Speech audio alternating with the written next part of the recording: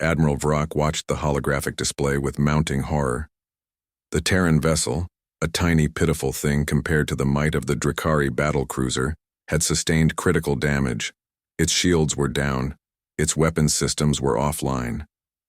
By all reasonable metrics, the humans should be surrendering or preparing for their inevitable demise.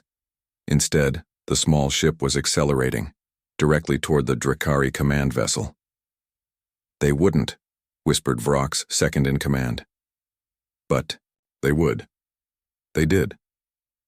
The humans had a saying that had mystified the galactic community for centuries: go big or go home. Now, as Vrock watched the human vessel slam into the Drakari flagship at near-relativistic speeds, converting both ships into an expanding cloud of superheated plasma, he finally understood. 5 solar cycles later, the Galactic Council convened an emergency session. Representatives from over 200 species filled the Grand Chamber, their anxious murmurs echoing through the vaulted ceiling. High Counselor Trelb, a tall, willowy being with iridescent skin, called for order.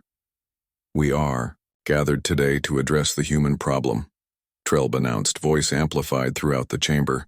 For the third time in as many cycles, human forces have employed what they call last resort tactics in regional conflicts. The results have been catastrophic. A reptilian diplomat from the Myriad colonies hissed softly. "The humans destroyed an entire moon to prevent the Vargar from establishing a forward base. A moon. 2 million Vargar colonists were lost. And before that, added an amorphous being composed primarily of semi-solid light, they introduced a computer virus into the Helionan fleet that caused their ships to target each other. 12,000 dead in minutes." High Counselor Trelb nodded gravely. "The pattern is clear. When faced with defeat, humans do not surrender. They do not retreat. They escalate. Beyond all reason. Beyond all proportion." Ambassador Jack Reynolds, the lone human representative, stood silently at his podium. Unlike the other diplomats, his expression betrayed no emotion. "The humans call it going down, swinging out," and explained Trelb. "It is a concept alien to most civilized species.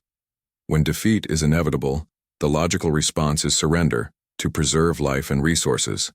Humans, however, seem to calculate differently." Reynolds finally spoke. "We calculate exactly the same as you. We simply include different variables in our equations." The chamber fell silent. "Such as?" asked Trelb. "Deterrence," said Reynolds simply. "The knowledge that victory against humanity will come at an unacceptable cost." In a secure briefing room, deep within the Council headquarters, General Drav of the Galactic Defense Force displayed tactical analyses of human combat operations. "The humans are individually unexceptional," Drav explained to the assembled military leaders. "Their physical capabilities fall within standard parameters for carbon-based life. Their technology, while advanced, is not revolutionary. What makes them dangerous is this." The display showed footage of the Battle of Proxima Centauri, where 3 human destroyers had held off a Keldari battle group 5 times their size for 18 hours. Observe their tactics. When the lead destroyer loses shield capability, it does not withdraw to the rear as doctrine would dictate. Instead, it advances, drawing fire from the other vessels, allowing them to reposition. A Pandorian admiral chittered, nervously. "They sacrificed their own ship?" "They call it taking one for the team," Drav replied. "Human military doctrine is built around concepts their translators render as last stands and heroic sacrifices. Their literature glorifies defeat when it comes with sufficient damage to the enemy." "Madness," whispered someone. "Effectiveness," corrected Drav. "In the 80 solar cycles since humans achieved interstellar capability, no species has successfully occupied human territory. None." The council debate lasted 3 days. Arguments grew heated. The Quarian delegation walked out entirely when a proposal to quarantine Earth was put forward. Reynolds sat through it all, saying little, watching much. On the final day, High Counselor Trelb called for a vote on Resolution 7221B. The resolution before us proposes the following. that the species known as humans be formally prohibited from participating in any military action involving Galactic Council member species, that humanity be restricted to defensive operations within their own recognized territories, that any violation of these terms will result in unified council action. The vote was nearly unanimous. Only the humans and their closest allies abstained. As the session concluded, Reynolds approached Trelb privately. "You understand what you've done today?" the human asked. Trelb nodded slowly. "We have contained a threat." Reynolds smiled thinly.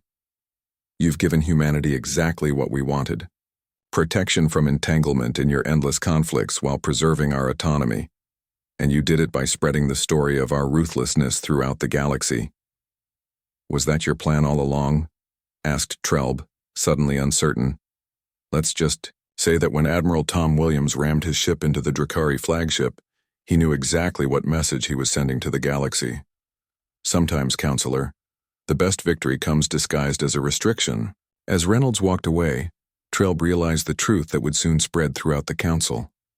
The humans hadn't been excluded from galactic conflicts. Everyone else had been protected from them. 10 years later, when the Hive Collective threatened to invade the Rigelian systems, their advance halted abruptly at the border of human space. No shots were fired. No communications exchanged. The Hive ships simply turned around. When asked why, the Hive Queen had a simple answer. "Even we are not that hungry." Throughout the galaxy, conflicts continued as they always had. Border skirmishes, resource wars, ancient feuds. But these conflicts had one thing in common. No one invited the humans to join, and that was exactly how humanity preferred it.